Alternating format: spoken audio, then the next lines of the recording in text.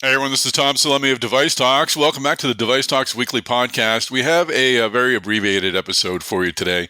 I had some plans, but they didn't come together for a whole bunch of complicated reasons. So no real interview for you today, but I did want to take this opportunity to say thank you. I was at the Mass Medic Gala last night, and folks had very kind things to say about the podcast and about the conferences. A whole lot of love for Device Talks, and I'm really grateful for that. And it just got me thinking about where we are. We've been doing this for 4 years now. We actually rolled out the Device Talks Weekly podcast. Chris and I did in March of 2020. Chris Newmarker, of course, when things started to go south with the pandemic, and it was clear we weren't going to be doing in-person conferences anytime soon. It sort of made sense to create this podcast network, or at least the initial podcast, to keep in touch with folks and to just hopefully have some fun and bring some connection. I think we've been able to do that to a degree. I didn't quite anticipate, although I always had a notion that podcasts would be popular. The ability that we've had to really build out our podcast network with our many, many podcasts with Medtronic and Stryker and Intuitive and Abbott and others has been really just very, very rewarding. A few pieces of information. We've done almost 300 episodes of podcast of all the different stripes, including Device Talks Weekly, but others as well. We've got over or close to 900,000 listens over that time. Again, all the combined podcasts. So that's 4 years of listens. So we've been able to touch and reach a lot of people, and I think that's a fantastic thing. And again, I just wanted to say thank you. I didn't want to not put out a podcast this week because I I like putting these out, and I'm glad you like to listen to them. So what we're going to do, before I play a little treat for you at the end, I want to remind you that we have 2 days left for the opportunity to potentially visit Medtronic Surgical Robotics offices in the Seaport. You have to register for Device Talks Boston by March 31st, by the end of March 31st, and then we'll put your names together in a pool. We'll pick the folks who can participate. So make sure you register this weekend, and make sure you join us at Device Talks Boston. We've got a great agenda. Medtronic is presenting Intuitive, Stryker, Distal Motion, CMR. We're really looking forward to my conversation with Beth McCombs from BD. Had some nice conversations last night with folks who were excited about that as well. And they actually gave me some things to think about and some things to ask about. So I'm very excited about that. So go to boston.devicetalks.com. Check out the agenda. I'm sure you'll find something that you like on the agenda. And it is just a great gathering of 1,000 plus Medtech folks in one building. And as I was reminded last night at the gala, there's a great energy when Medtech folks get together. And I'm really looking forward to tapping into that energy on May 1st and 2nd at the Boston Convention and Exhibition Center. So go to boston.devicetalks.com to register for Device Talks Boston. Okay, before I let you go, and again, I apologize for this being a short episode. I had a plan B in effect, but it wasn't as planned as a plan B should be, and wasn't as planned as a plan B should be. That's good to say. But this is fun, just to again take a moment to thank you all for being part of the Device Talks journey. To just kind of take a moment to acknowledge our 4 years of putting together these podcasts. We have no plans in stopping. We're going to be rolling out many, many more. So really looking forward to having you as part of that journey going forward. So with that, I'm going to end this little tiny episode with the opening to the very first episode Chris Newmarker and I did in March 2020. I had listened to it myself, not the whole thing, but the start. And it was funny. It was funny to hear. I won't say much more, but I think we were sort of on point with what we wanted to do and what we ended up doing. And I think we've been consistent in our styling. So once again, thanks for being part of Device Talks. Please do join us at Device Talks Boston on May 1st and 2nd. And of course, connect with Chris and me on LinkedIn. Chris Newmarker as in a Newmarker. Tom Salemi. Please connect with us on LinkedIn because we want to be part of your MedTech discussions as well. So I'm going to end this episode with, again, just this little snippet from our very first Device Talks Weekly episode that ran in March of 2020. Thanks, everybody. We'll have a full episode of Device Talks Weekly for you next week, and we're actually going to be rolling out a new Striker Talks episode as well. Take care, everyone. All right, you ready for this? Ready.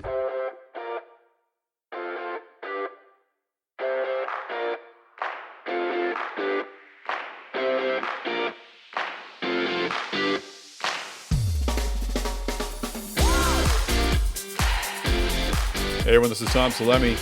I'm the editorial director of DeviceTalks, the events, but I'm also the former podcast host of the Medtech Talk podcast. I joined the DeviceTalks events a few months ago because I really wanted to organize meetings for more of Medtech.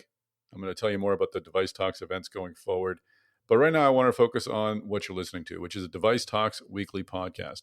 We're going to be bringing you a DeviceTalks podcast, much like Medtech Talk. We'll be focusing on interviews with Medtech leaders, but I wanted to tap into the great resource that we have here at DeviceTalks. I work with great reporters at Mass Device and Medical Design and Outsourcing.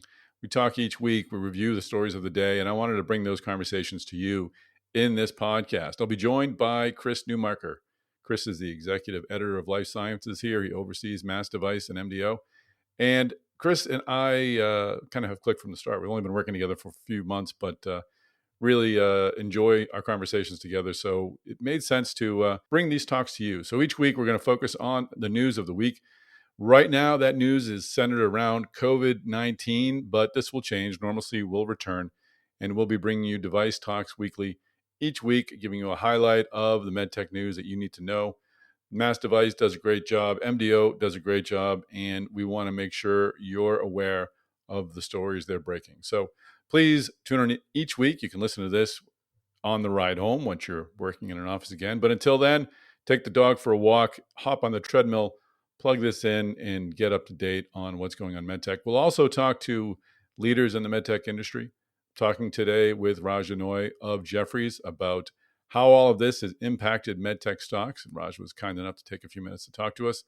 So I'm really happy about this project, about Device Talks Weekly. I'm really, really happy to be bringing you the Device Talks podcast. That'll be coming out next week. Again, we'll be talking to CEOs, VCs, and other leaders in the MedTech industry. So buckle up, folks. We're going to give you some great MedTech information going forward. Now, let's get into this conversation with my colleague and pal, Chris Newmarker, executive editor of Life Sciences. So I'm not exactly a podcast historian, but I'm willing to bet that no podcast has ever been led off with the question, Chris, were you able to find toilet paper yesterday? No, I wasn't. No toilet paper. It was amazing. I mean, you know things are really bad when you go to Costco and there's no toilet paper. I told you, check out Staples. That might be the secret. We have 12 rolls around the house. I think we'll be fine for a bit. Well, hopefully the toilet paper panic will end soon. Well, we're not here to talk about toilet paper. We're here, obviously, to talk about MedTech. This is our first episode of Device Talks Weekly. This is pretty exciting. I haven't had a device podcast partner before, so this is fun. Yeah, this is really fun. And too bad we're starting this off during some pretty crazy, terrible, interesting times. But yeah, I think I'm looking forward to the kind of insights we're going to hopefully be able to provide to people. So let's focus on that. We are starting this off in the age of COVID-19, and the whole world is impacted, including and maybe in particular the MedTech world.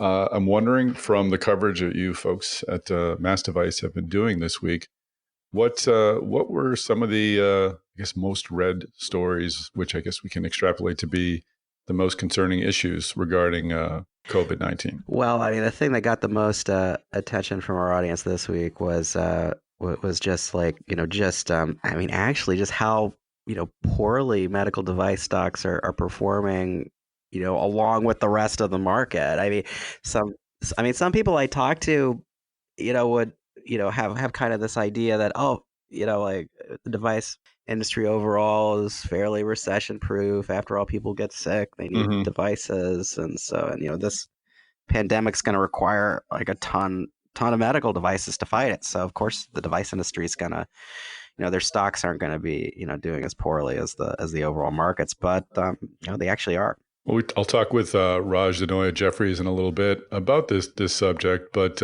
it's clear that one of the more vulnerable parts of the medtech industry are those providers or those manufacturers who provide implants for elective surgery. I think in particular orthopedics. Oh, exactly. I mean, that's kind of what I heard from Raj, and we'll hear some more from him about that soon. I also spoke with Debbie Wang, a senior analyst over at Morningstar, and really, yeah, that is the big message that. I mean, the epidemiologists are saying that our hospitals are going to get really overcrowded this year as we fight this pandemic, and there's not going to be room for people who need knee surgeries or hip surgeries. Those are going to have to wait while we help all these people who are going to need ventilation, need help, with this virus. So at least on the short term, companies that are making a lot of devices that are using elective surgeries, they're going to see like a really big sales hit, and I think that does really seem to be a big story about why the device industry isn't immune from the coronavirus stock market decline we're seeing. Hey everyone, so this seems like a good time to take a break from my conversation with Chris and talk with Raj Denoy. Raj is the managing director at equity research at Jefferies. He's an analyst, and Chris talked to him earlier this week for an article that appeared on Mass Device. You can find that on massdevice.com. Raj and I talked early on Friday morning. Well, Raj Denoy, thanks for joining us. No, thank you. So Raj, how long have you been doing what you're doing on Wall Street? So I've been following the medical device sector for about 20 years now. I've been at Jefferies, my current shop, for about 10 years, always on the equity research side, tracking the medical device industry and companies within it. And how weird has this week been compared to all others? It's been relatively unprecedented. The pace at which things have changed over the last, 2-3 weeks has been sort of staggering. If you really think back to just a month ago, this was just, something people were starting to get worried about, and now it's kind of become a full-blown crisis. And obviously the equity markets have rolled over, and people are still trying to, I think, assess where all this goes. But so it's been sort of unprecedented. But I guess, having done this for a while, going back to, 2008 and even, all the way back to September 11th, I mean, there's been periods of dislocation before. So Sure. Again, unprecedented, I suppose, in most of our recent memories, but certainly not in the stock market. Well, the first question I have is just how did the medtech sector fare overall? Well, if one looks at, kind of picking a date and time, right? So maybe the 24th of February when things really started to take hold. The IHI, which is the medical device ETF that we use to sort of track the industry, is down about 21% through yesterday. S&P down about 26%. The XBI, which is the biotech index, is down about 27%. So I think generally speaking, we've fared a little bit better than the broader markets and other sectors within healthcare. Healthcare overall, I think has fared a bit better than the broader markets, but I think we certainly haven't been immune by any stretch. So what are companies saying about the impact that all of this is having on their sales and manufacturing? Any stories out there that can sort of best represent the problems that the medtech sector is dealing with at large? Probably a couple thoughts there. I mean, I think getting back to that original comment about how this is sort of a rapidly evolving situation, when this first started to become an issue in China and then ultimately in Italy, we saw companies coming out and talking about the impact they were seeing on procedure volumes in those countries, those geographies. Some companies came out and talked about how elective procedure volumes in China, for instance, were down 85 to 90% in the month of February, and that had continued into early March. Some of the more recent updates have now started to talk a bit more about the impact in Europe and Italy in particular, starting to see some impact in elective volumes in those geographies. I think what is still a little bit unknown, though, is what's happening in the United States. And so as this becomes a bigger concern, not just in terms of the volumes of infected patients, but also in terms of the perception amongst even healthy people about what they should be doing in this period, people, I think, are starting to think about what that does to elective procedure volumes here. And to that end, we did a little survey just this week, actually on a Wednesday morning. We fielded this survey with 62 clinicians. We had orthopedic surgeons, interventional cardiologists, anesthesiologists, asking frontline doctors what they were seeing in terms of procedure volumes. And while most of them haven't seen any impact, about 23% of them, so a little less than a quarter, had already started to see some impact in their procedure volumes. It was still relatively minor, but it was starting to happen already. And I think also most of them, I think the number was 55%, thought it was going to increase. And most of them also said that their hospitals were already starting to prepare for moving resources to take care of COVID-19 as opposed to doing elective procedures. And so I guess it just fills into that same argument that this is sort of rapidly evolving, right? And the impact on procedure volumes is, I think, what people are most focused on over the next 6 months or so, even beyond that, depending on how long this takes. I'd be willing to wager if you did that survey this morning on the 13th that the numbers would be different, given that all that's broken Agreed. over the last 48 hours. Yeah, and that's what's amazing, right? So that was just literally we fielded it Wednesday morning. Mm-hmm. So we put it out Tuesday evening, and we got all the responses by Wednesday midday. So to your point, in the span of 48 hours, it's changed quite a bit. So finally, looking forward, what will you be watching for over the next few weeks to sort of see if things are turning up, I hope, or turning down? Are there some indicators, some bellwethers out there that we should be looking for? So I suppose at a very high level, people are starting to, investors, us as well, we're looking at how exposed device companies ultimately are to any slowdown in the economy, right? And so what I'm referring to there is, are these companies levered? How well capitalized are they to ride through any storm, any protracted period of reduced volumes, and ultimately reduce revenues? And for the most part, medical device companies are in good shape, right? So most of these companies are not heavily levered. They don't have near-term maturities that are going to be draining their cash positions. And so for the most part, I think they're relatively safe at this point on that front. But then it becomes just this question about, what do earnings look like over the next couple of years? And I think one of the interesting observations as well is if one looks at the EPS estimates for the IHI, again, using that medical device ETF, we haven't seen any capitulation yet. So the earnings, the outlook for those companies has not started to come down. So analysts like myself have not started to go in and reassess how our earnings outlooks for these companies, and that is going to start to happen. And so I think what investors should start to prepare for is sort of a negative revision cycle in earnings and how to really address that. But I guess the offset to that though is these stocks have already come down quite a bit in terms of valuations, right? And so with the group down about 21%, the valuations have commensurately already collapsed somewhat. And so now it's just a question of how the numbers ultimately match that. And that's what we're going to be focused on. Having said all that, though, I think one of the areas we're suggesting people continue to look is the companies which are a bit more immune. So companies whose procedures are not elective or that can't be delayed indefinitely. I think those companies probably still represent some level of safety in this environment. So we're getting to the point where I think people are starting to look for those types of names on a relative basis. Can you identify any specific companies that perhaps may be holding most steady? So one name we've tried to get people to focus on is Edwards Life Sciences. EW is a ticker. So again, the maker of transcatheter heart valves. There is a modest elective nature to this, right? So people can push out getting aortic valve replacement, but you can't do it indefinitely. Once you get diagnosed with severe aortic stenosis, your prognosis is pretty grim, and so doing it sooner rather than later is definitely advised. And so there's a relative level of safety in that company, but if things get really bad out there, I suppose everything becomes somewhat elective. But that one we're sort of highlighting is one that perhaps doesn't have as much exposure as maybe a company like Zimmer or Stryker, which do a lot of orthopedic procedures, and these can be delayed, really indefinitely. So Edwards is one we're focusing on. Well, thanks for your time, Raj, and best of luck with everything going forward. We hope to have you back on the podcast in the future. Sure, no problem. Thank you.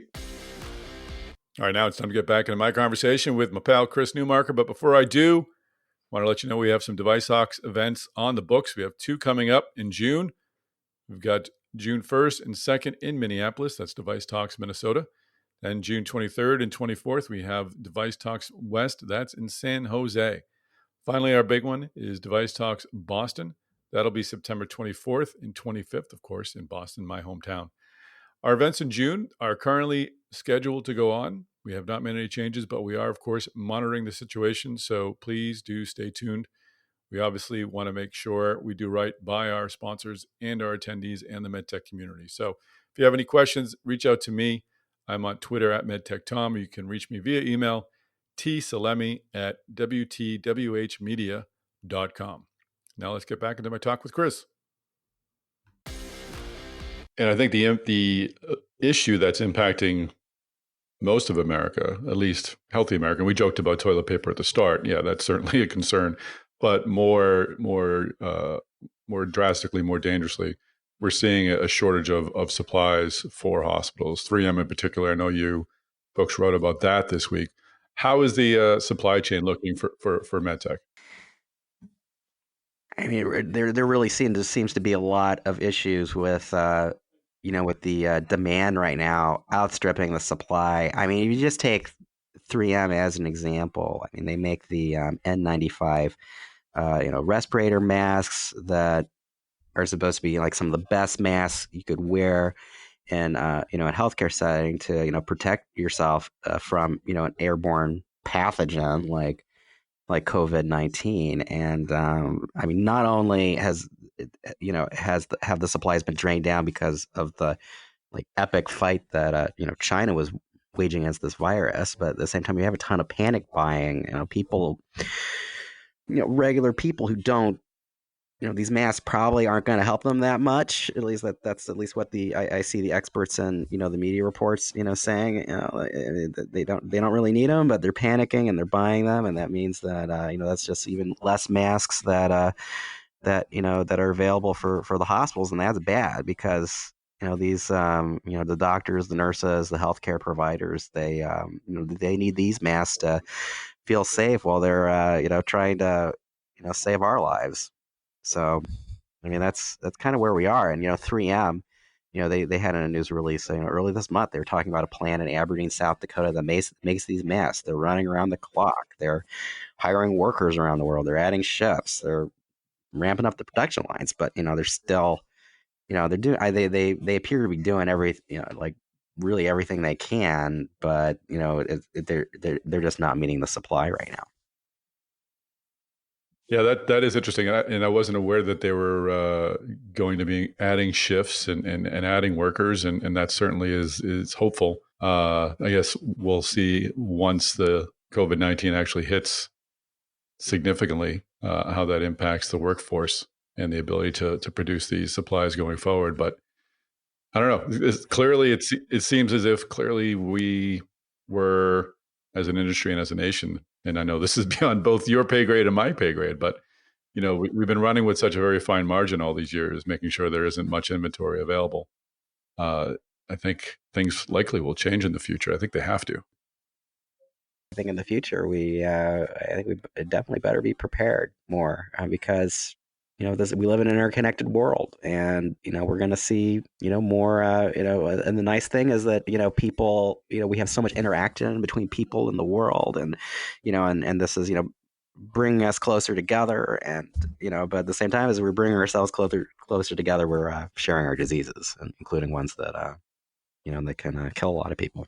That's an interesting point, and in a macabre way, speaking of bringing people together, the other area that we've seen impacted in MedTech and everywhere really is just the public gathering and the conferences. I mean, this is something that hits Device Talks in particular. Obviously, our principal business is putting together events. We still do have our two events in June, the one in Minneapolis and the one in San Jose. They're still scheduled at the moment, but we're obviously keeping an eye on the situation. We've developed a policy that basically will protect any sponsor or attendee financially if they are signed up and they opt not to be part of it. We completely understand. I mean, we're all in this together, and we don't want to take any money we don't earn or keep any money we don't earn. So we're working toward that end right now, but we also need to look obviously at the global scale and see how that really will impact in June. At this point, it's really difficult to say, although as we've said, as the days go by, the situation looks more and more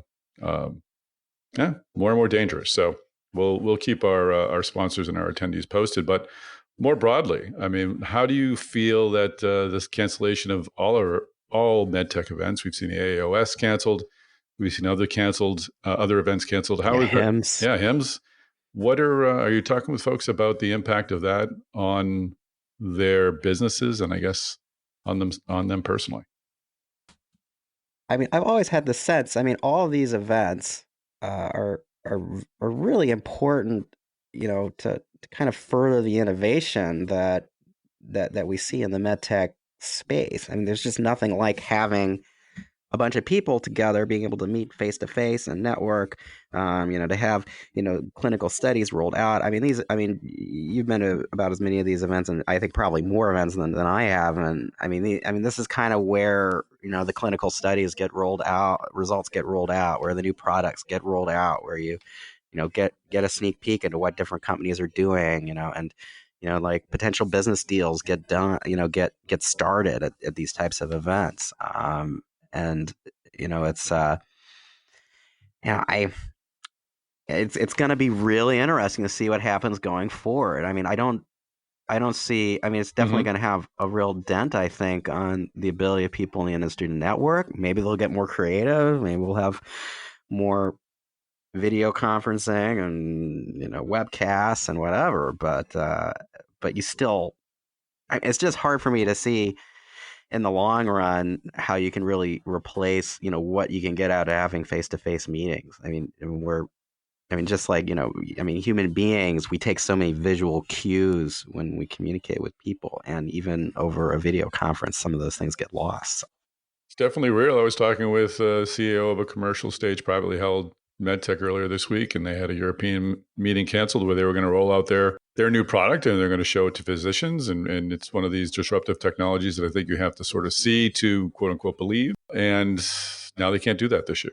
And what does that do for their projection going forward? What does it do for their burn rate? What does it do for their hiring of a sales force? I mean, there's a very large trickle down effect to all of this. And to your other point, I was talking with a manufacturer yesterday who, number one, they manufacture in Europe, so they were shocked by the declaration that travel from Europe would be banned at least for 30 days. They initially worried it was going to be products, didn't know how they would get their products into the U.S. When they learned it was just people, that was a bit of a relief. But as he said, you don't close deals over the phone. You don't close deals over a computer. You close deals in person. So if you can't see people and talk to them and show them and support them in their decision, then it's going to make doing business harder for everybody. Right. Yeah. I mean, you don't want to like line up some medtech plant overseas that you never visited. I mean, you want to visit the place. I mean, who knows? I mean, who knows what it is otherwise, right? Here's one thing. This thought that I've had about this too is that I mean, I think it's already been. It already was more difficult to start a medical device company outside one of the big hubs. I mean, the big hubs in the United States are Boston, Twin Cities, Minneapolis, St. Paul, Northern California, Southern California, especially Orange County in Southern California. So, I mean, if you weren't in one of those big hubs, it already was difficult because, you had all these, contract manufacturer networks, experts, the big companies you're hoping might invest in you or acquire you eventually, all those things were based around those hubs already. These big networking events that drew in people from across the country or all over the world were then, even more important because this is the way you could get in and network and, still get things done. I mean, and in some ways, maybe this is going to make it just even more important to be in one of the hubs, down the road because, at least, I mean, you will have, no matter what, you always will have like networking events in those hubs and there'll be, ways to go and meet people if you're based there, but it's in a way it could make it just even more harder to we'd like to see more innovation and even more clusters of innovation around the United States. It might make it even harder to do so. There might be even more of this pressure that okay, you got a really neat idea, well, you're going to have to move to Minneapolis or you're going to have to move to Boston or go to Silicon Valley to get this done. Oh, and or Irvine. I'll throw in Irvine too. I shouldn't forget Irvine. I'm sure some others will tell us of hubs that were hubs or future hubs that we're forgetting. But perhaps the flip side of that will be if during this experience will learn how to work remotely more effectively. Maybe we'll open the door for innovators outside of those hubs to collaborate and to get products done. I'm sure we're going to see some changes from some of our Device Talks partners, the product development companies and manufacturing companies, looking at ways to mitigate the inability to travel in the future, because I have to think that this isn't going to be the last time we have this experience. So it will be interesting to see what the long-term impact is. Yeah, what was that old saying? Like, necessity is the mother of invention. I mean, here we go. Yes. We got a lot of necessity. So, well, we could, we could get through all this, and people were like, hey, this wasn't so bad working at home. Hey, this, maybe I don't need to travel as much. That's bad news for the airlines and the hotels, but maybe we'll get more efficient, and we'll get a few extra loads of dishes done because we're working around the house. We'll need more toilet paper at home. All right. Well, with that left in everyone's mind, had to circle it around to the toilet paper. Exactly. So this is our new Device Talks Weekly podcast. Chris and I are going to get together, and we'll bring other folks from the Mass Device editorial team who are doing really great stuff. You should check it out at massdevice.com if you haven't already. And you can find information about our Device Talks events at devicetalks.com. But this is a new thing for Chris and for me. So we'd love to get feedback both on this podcast, but on any of the issues we're talking about as well. I can be reached directly at T Salemi, that's TSALEMI at WTWHmedia.com. And I'm also on Twitter. I am at Medtech Tom. And Chris, why don't you share your information as well? Hey, you can reach me at C Newmarker, C just like a Newmarker, at WTWHmedia.com, and I'm at Newmarker on Twitter. So yeah, I would love to hear your feedback. Thanks to everyone for joining us on this first podcast, and we'll be back next week with another episode of Device Talks Weekly.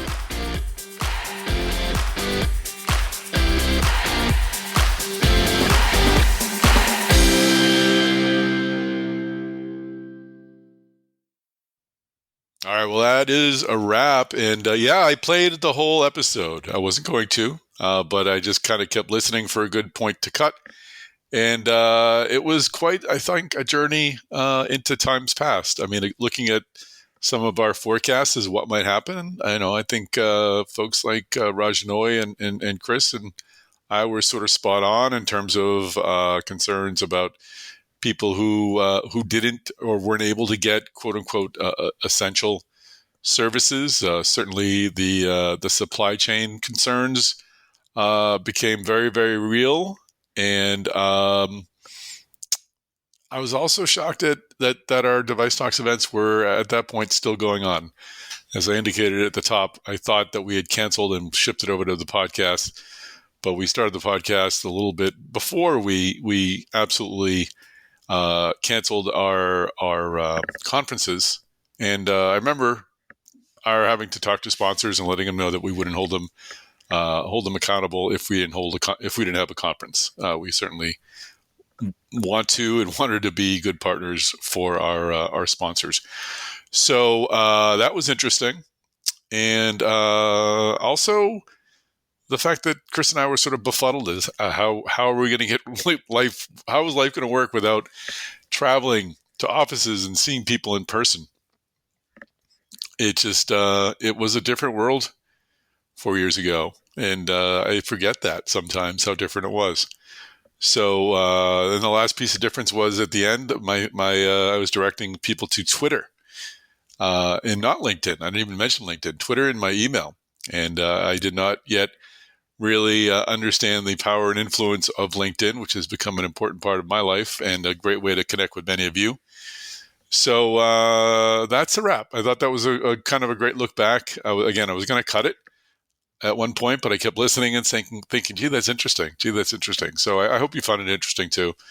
And that's it. Thanks again for everybody for being part of this. Thanks to folks who have been very kind with their comments about the podcast and about enjoying our episodes. It's a great joy of ours, and we look forward to bringing you many, many more. Please make sure you do connect with us on LinkedIn, not Twitter, and connect and make sure you subscribe to the Device Talks podcast network. We've got lots coming your way. Don't miss out. make sure you're a part of it. And of course, register to go to Device Talks Boston. May 1st and 2nd, go to boston.devicetalks.com to register, and do it before the end of March 31st so you have a shot at taking Hugo for a test drive. Take care, everybody.